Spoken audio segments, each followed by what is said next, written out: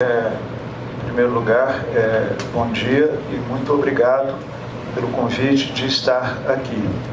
E eu queria fazer esse agradecimento por poder compartilhar esta mesa tão importante de debates da esquerda latino-americana na forma de um elogio público. Elogiar a figura do Tarso Genro na cultura do socialismo democrático brasileiro, por representar, eu achei muito importante a fala do Javier, no sentido de que a unidade da esquerda depende de uma construção normativa, portanto há uma moralidade aí.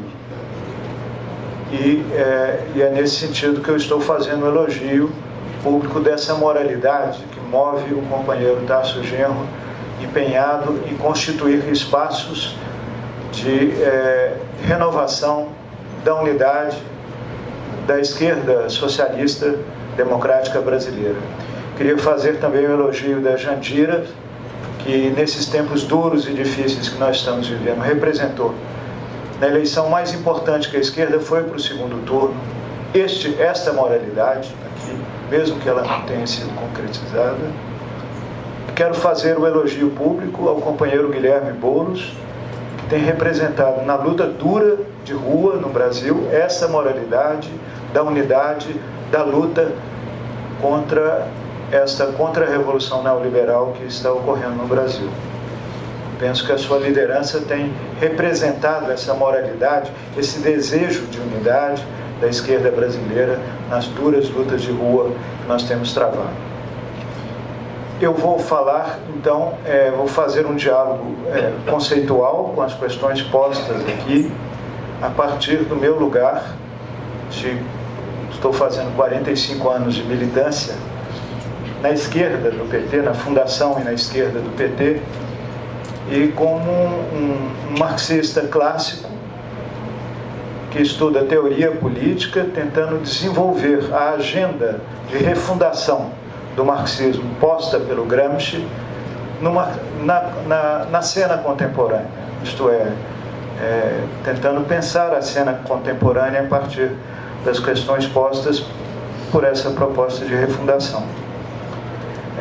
Eu começo pedindo a licença de uma palavra que os gregos usavam para o debate na Ágora, além da isogoria, que era o direito igual de fala na Ágora, para aqueles que eram cidadãos, havia também uma expressão que chamava parresia, isto é, o direito de falar francamente na Ágora, o direito de dizer as verdades na Ágora.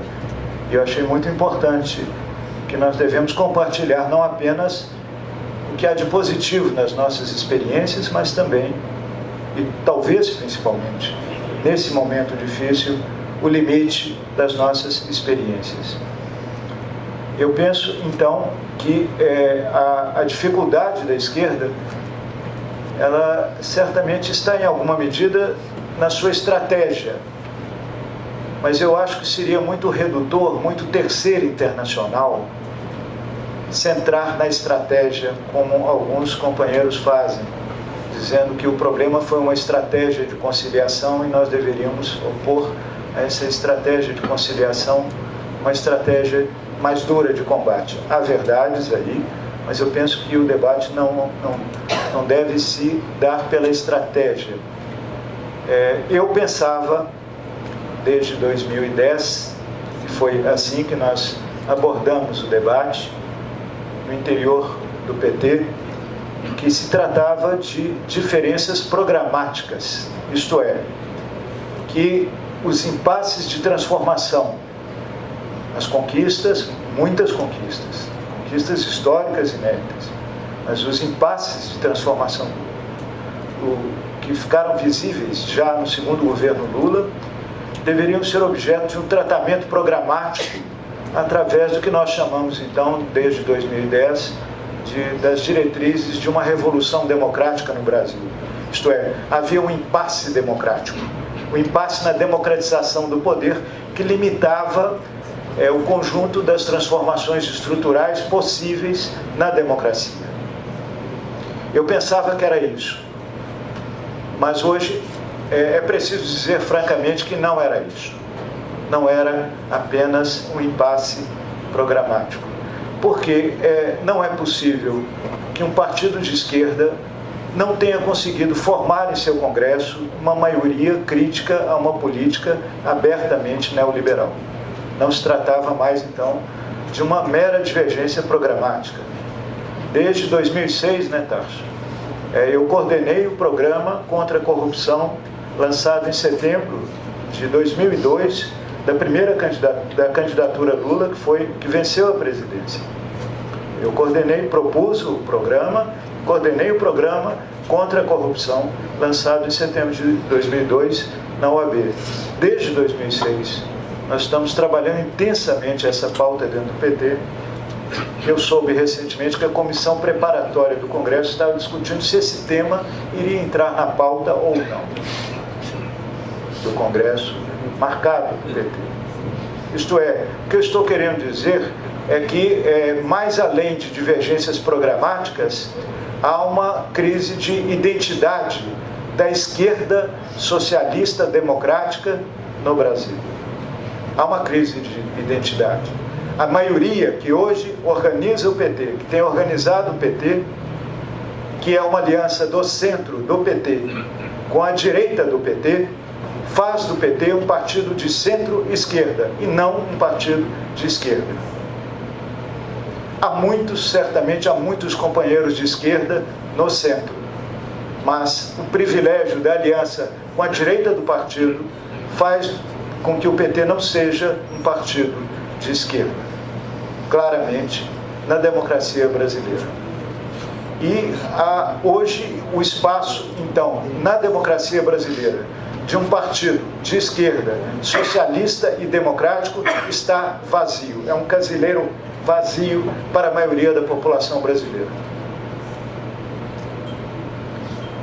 Eu penso que a principal questão posta é a que eu resumiria conceitualmente, se nós formos capazes, numa certa época histórica, de crítica às tradições stalinistas, de fazer a relação do socialismo com a democracia e, portanto, eleger a democracia como espaço estratégico de construção do socialismo, nós não soubemos e não fizemos ainda a fusão da esquerda com o republicanismo. O que eu estou chamando de republicanismo?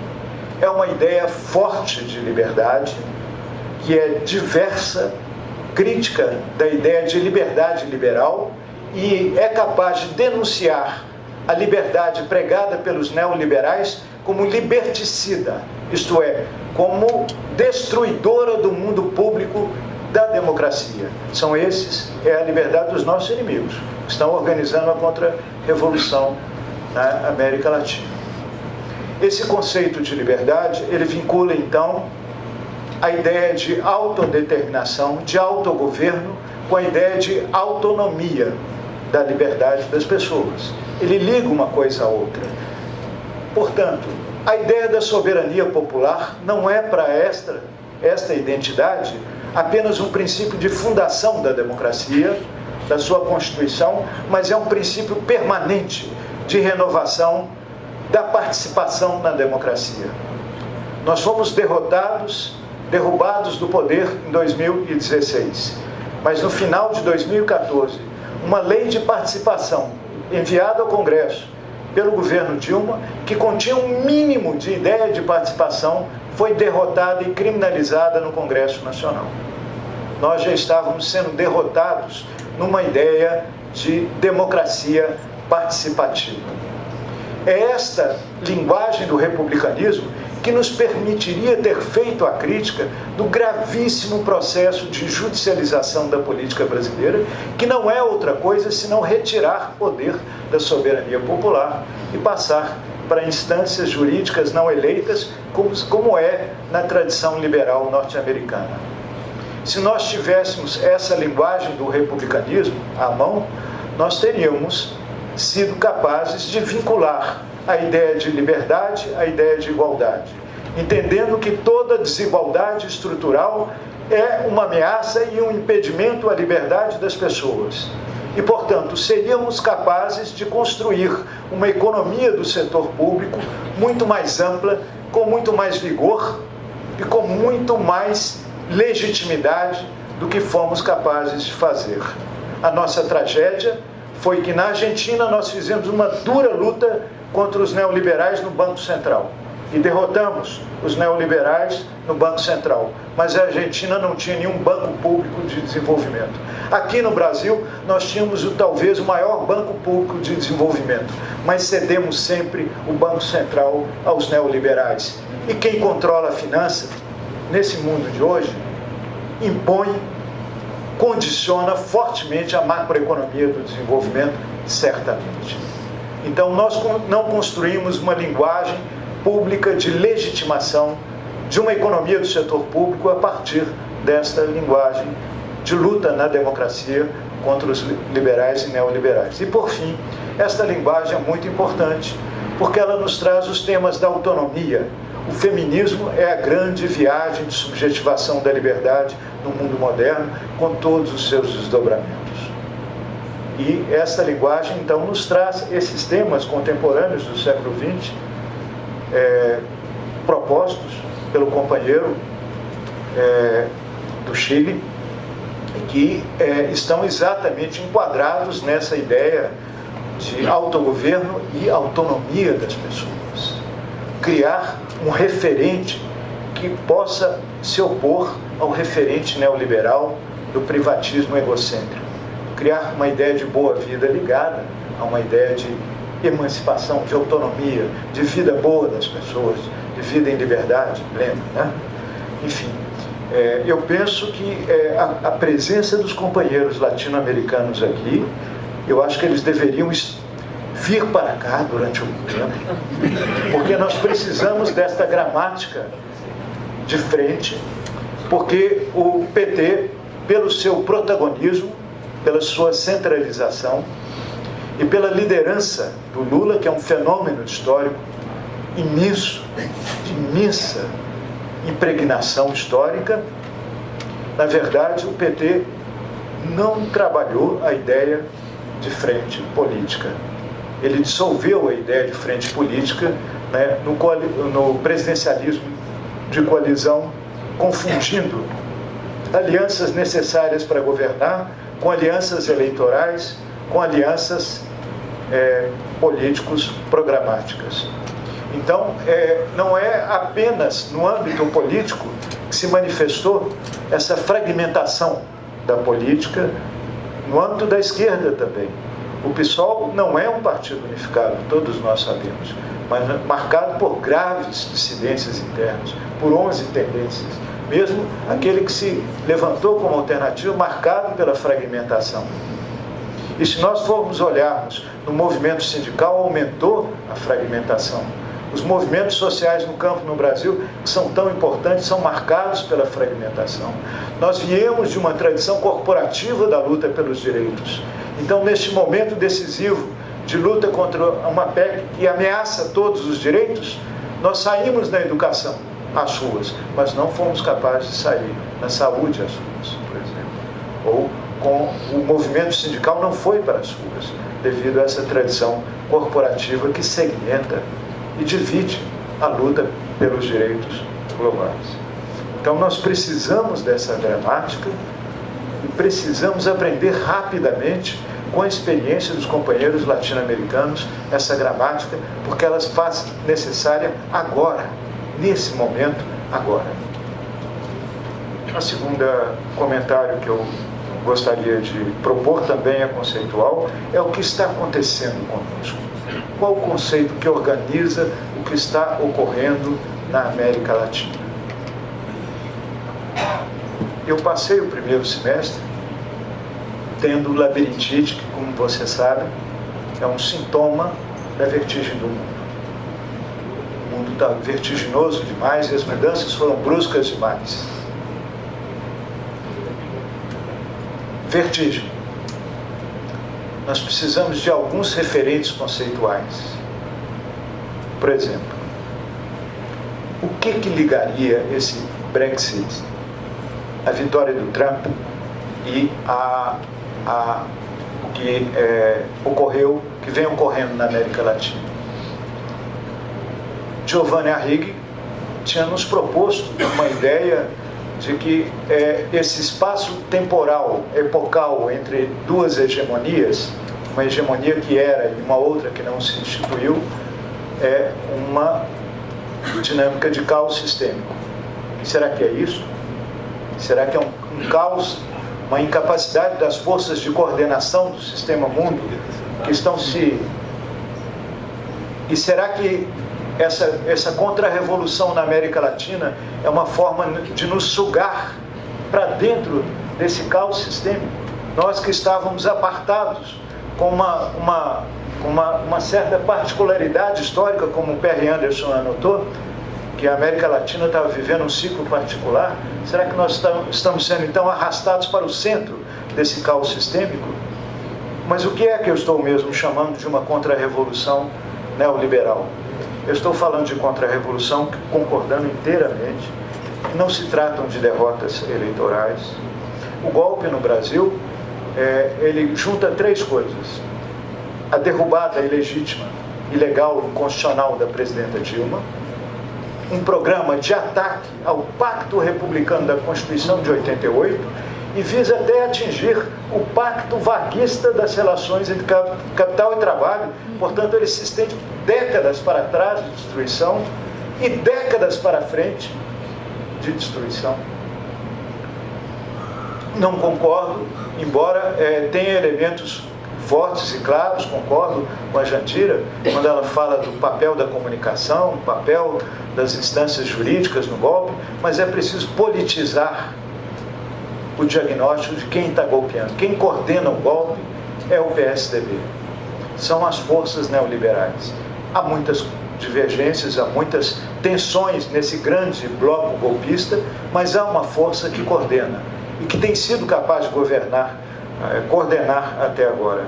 Nós vivemos, então, um terceiro momento do neoliberalismo que nós gostaríamos de chamar a atenção. O primeiro momento, final dos anos 70, início dos anos 80, que é quando o neoliberalismo sai da margem e vai para o centro da tradição liberal, ganhando os governos da Inglaterra e dos Estados Unidos, com seu programa Em Nome da Liberdade.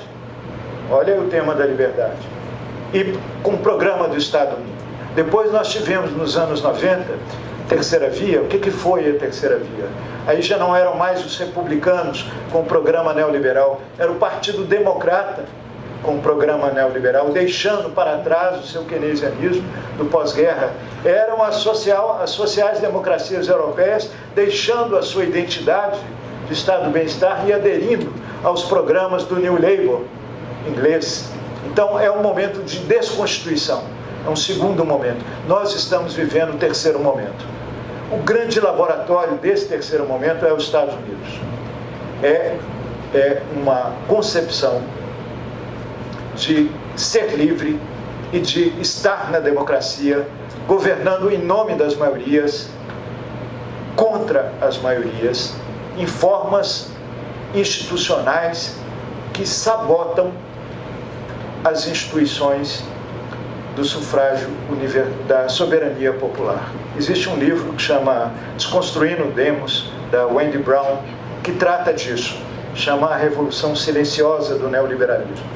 Então, são vários mecanismos de desconstituição da soberania popular e uma linguagem, então, são golpes que se realizam na linguagem, por dentro das instituições democráticas, disputando legitimidade através do mass media e formando consensos novos. Para concluir, então, o terceiro conceito que eu traria é o conceito de revolução democrática. Concordo com a ideia de que a ideia de formação de frente não deveria ser pensada na forma de programas mínimos, reativos e programas mínimos. Achei brilhante a colocação, de novo, do do companheiro chileno, no sentido do Carlos, no sentido de diferenciar uma liderança da esquerda que faz aliança com o centro de uma frente de centro-esquerda. Nós precisamos de ideias de esquerda fortes. Eu concordo, então, inteiramente com a Laura nesse sentido, porque não se luta contra uma contra-revolução com meias medidas, com meias paixões.